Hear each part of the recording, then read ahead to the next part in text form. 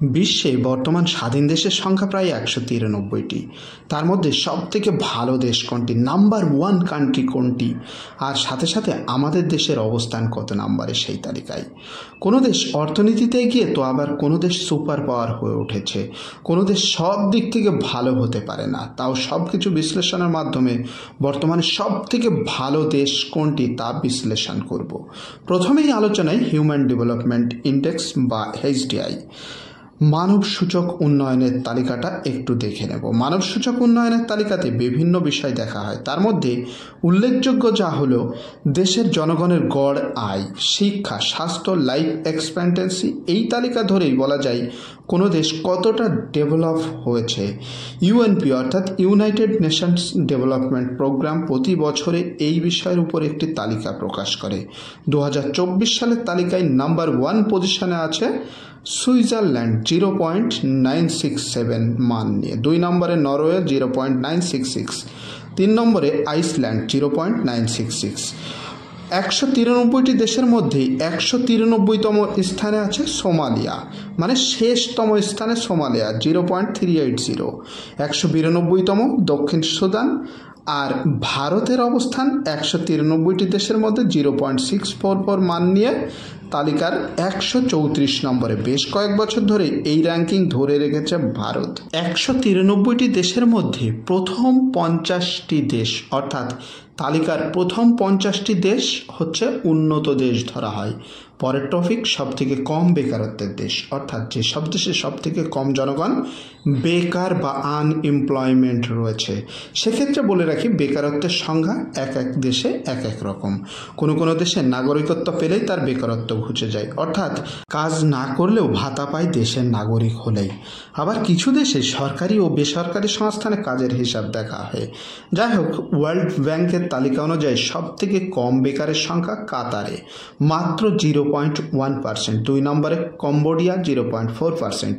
3 নম্বরে Solomon Iceland 0.7%। বর্তমানে সব থেকে বেশি বেকারের সংখ্যা দক্ষিণ আফ্রিকায়, প্রায় 33.5%। ভারতে বর্তমানে 9.2% লোক বেকার রয়েছে। 3 নম্বরের টপিক জিডিপি, অর্থাৎ কোনো দেশের বর্তমানে মোট জিডিপির পরিমাণ কতটা। এখানে সবার প্রথমে আমেরিকা মোট জিডিপির পরিমাণে $28,783 বিলিয়ন। 2 নম্বরে চীন $18,536 বিলিয়ন। 3 নম্বরে জার্মানি $4,590 বিলিয়ন।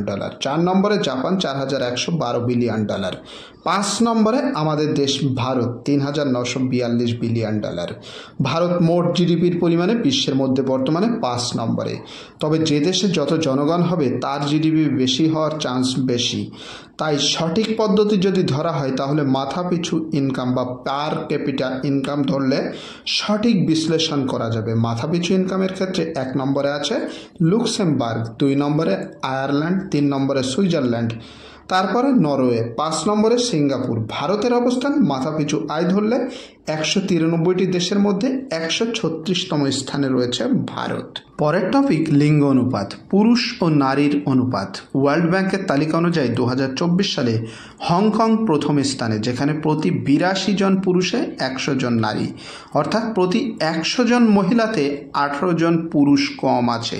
2 নম্বরে আছে গুয়াডালুপ, 82.5 জন পুরুষে 100 জন নারী। 3 নম্বরে মলডোভা, এ তো হলো নারী বেশি। এইবার এই অনুপাত সব থেকে খারাপ কোন দেশে জানেন? কাতার, 248 জন পুরুষে মাত্র 100 জন নারী, অর্থাৎ প্রায় প্রতি 2.5 জন পুরুষ অনুপাতে 1 জন নারী। 2 নম্বরে আবুধাবি, যাকে প্রায় সবাই দুবাই নামে জানে, সেখানে প্রতি 177 জন পুরুষে 100 জন নারী। 3 নম্বরে ওমান, প্রতি 165 জনে 100 জন নারী। এখানে একটা প্রশ্ন খুব জানতে ইচ্ছা করছে, ইসলাম যেখানে 3 মেয়ের পিতা হলে সেই পিতাকে স্বর্গের জন্য আগে দরজা খুলবে যদি সে উপযুক্ত হয়, আবার যে নারীকে ঘরের রানী বলে সম্বোধন করছে সেই ইসলামিক দেশগুলোতেই কেন এই হাল? আপনি সঠিক উত্তর জেনে থাকলে অবশ্যই কমেন্টে উত্তরটা জানাবেন। না জানলে যে উত্তর দিতে পারবে তাকে প্লিজ শেয়ার করে দেবেন ভিডিওটি।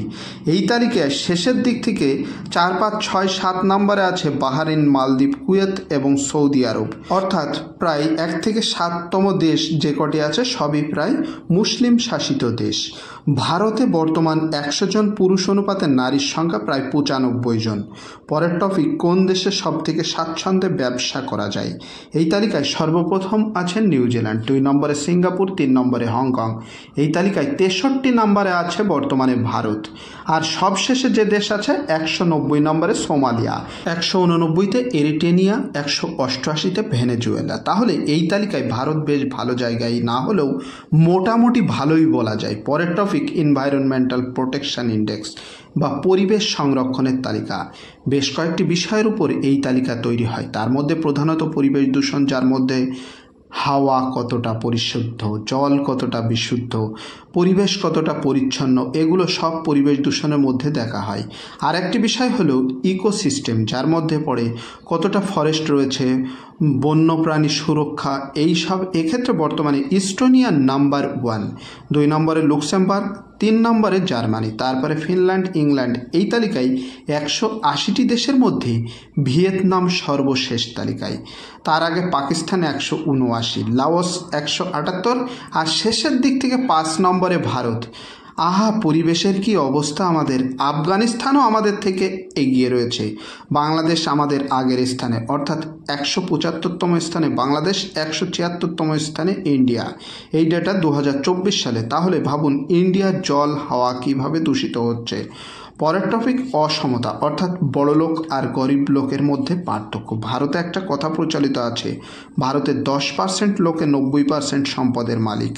এই তালিকা তৈরি করে গিনি নামে একটা সংস্থা, যেখানে সবথেকে ভালো সমতা বা ইকুয়ালিটি আছে। প্রথম স্থান অধিকার করেছে, সেটি হচ্ছে নরওয়ে, 2 নম্বরে স্লোভাকিয়া, 3 নম্বরে স্লোভেনিয়া, আর সবথেকে খারাপ পরিস্থিতি দক্ষিণ আফ্রিকার নামিবিয়া ও সুরিনাম।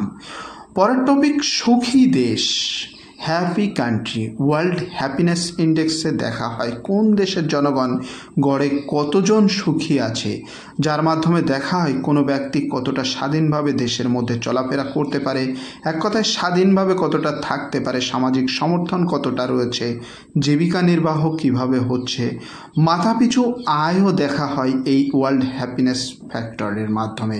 এক্ষেত্রে নাম্বার 1 দেশ হলো 2024 সালের তালিকা অনুযায়ী 1 নম্বরে ফিনল্যান্ড, 2 নম্বরে ডেনমার্ক, 3 নম্বরে আইসল্যান্ড, 4 নম্বরে সুইডেন। এখানে এই তালিকাটি করা হয় 146টি দেশের মধ্যে। 126তম স্থানে আমাদের ইন্ডিয়া।